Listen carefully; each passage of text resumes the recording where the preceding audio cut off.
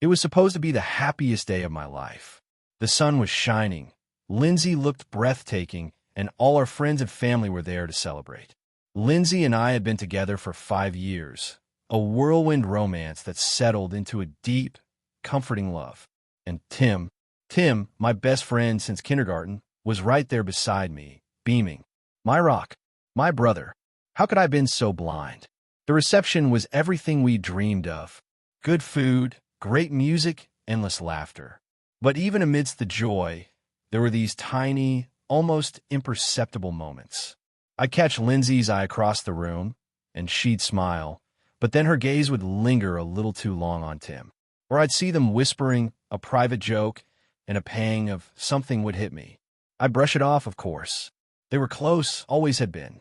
Tim was practically family, my Aunt Carol, though she always noticed things. She'd pull me aside, feigning concern about the catering, but her eyes would dart towards Lindsay and Tim. They do make a handsome pair, don't they, dear? She'd say, a little too pointedly. I'd laugh it off, tell her not to be silly. But her words, they started to echo. Tim's best man speech. It started out perfect, full of embarrassing childhood stories about me. The crowd was roaring. But then he started talking about Lindsay, how he remembered the day I introduced them, how he'd never seen me happier. And he paused, a beat too long. His eyes met Lindsay's, and for a split second, there was a raw, intense emotion in his gaze that sent a shiver down my spine. And I knew, from that moment, that Lindsay was the one for Aaron, the one who would make him truly happy, the one he deserved. He recovered, finished with a hearty toast, and everyone cheered. But that moment, that look, it stayed with me, a tiny crack in the perfect facade of the day. I tried to push it down, tell myself it was just him being emotional, happy for his best friend. But a seed of doubt had been planted. After the reception, Lindsay had gone up to our suite with her bridesmaids for some last-minute touch-ups, or so she said. I was downstairs, saying goodnight to a few lingering guests. My phone buzzed. It was a text from an unknown number. Just a short video. I opened it, my thumb already tired from a day of endless photos. The world stopped. The music, the laughter, the buzz of the wedding, it all faded to a deafening silence.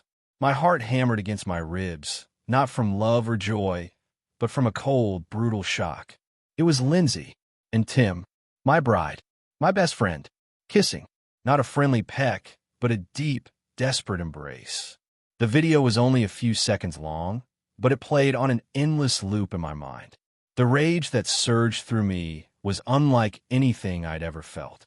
It was an inferno, burning away all the joy, all the love, all the trust. I didn't think, I just moved. I saw them, just coming out of a quiet alcove, smoothing themselves out. The sheer audacity. On our wedding night. What the hell is this, Tim? What the hell is going on? Aaron, wait, let me explain. Explain this. He had no explanation, only a pathetic stutter. And Lindsay just stood there, tears streaming down her face, a picture of guilt. The silence was deafening, broken only by my ragged breathing and the distant wedding music. Lindsay, tell me this isn't what I think it is. She couldn't even lie.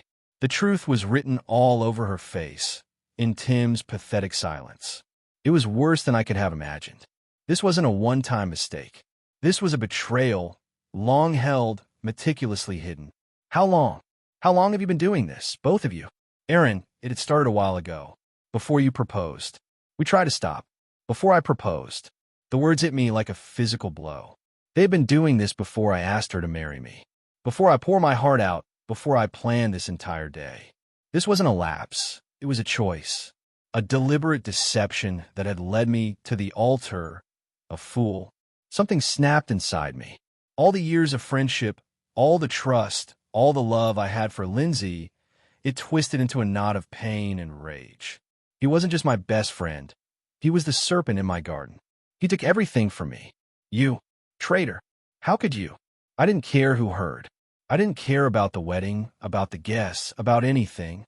All I saw was his face, the face of the man who had pretended to be my friend while tearing my world apart. Every punch was a release of the pain, the humiliation, the utter devastation. Voices started to shout, Footsteps rushed towards us. The happy wedding music from downstairs suddenly seemed grotesque. Guests, confused and horrified, were pouring into the corridor. Someone screamed my name. I felt hands on me, trying to pull me away. Aaron, stop. What are you doing? Aaron, that's enough. I finally stopped, my body trembling, my knuckles aching. Looking at Tim, broken and bleeding, I felt no satisfaction, only a profound emptiness. Then I saw the faces of our guests, shock, disgust, pity, and Lindsay, still weeping on the floor, the ruined white dress a stark symbol of her betrayal. The rest of the night was a blur of police, questions, and hushed whispers. The wedding was over. My marriage, before it had even truly begun, was dead. I saw Lindsay being led away, her face swollen with tears, but all I felt was a cold detachment. And Tim disappeared from my life that night, taking a piece of my trust with him forever. They say ignorance is bliss, but the truth, no matter how brutal, always finds a way to surface. My wedding day became the day I lost everything, only to gain a painful, undeniable truth. And as I walked away, leaving behind the shattered remnants of my perfect dream, I knew I would never be the same. The man who had walked down that aisle filled with hope was gone, replaced by a ghost of a groom, forever haunted by the betrayal of the best man. It's been months now since the wedding that wasn't. The divorce was messy, public, humiliating. People still talk, but the anger has started to fade, replaced by a quiet strength. I'm rebuilding. It's not easy. Every happy couple I see, every wedding invitation I receive, it's a reminder. Sometimes I wonder if I should have seen the signs, if I was too trusting, too naive. But then I remind myself that loyalty and trust are gifts you give, not burdens you carry. They chose to betray that. And while the scars will always be there, I refuse to let their choices define my future. The wedding ended in disaster, but my story doesn't end there. It's just beginning a new chapter written by me for me.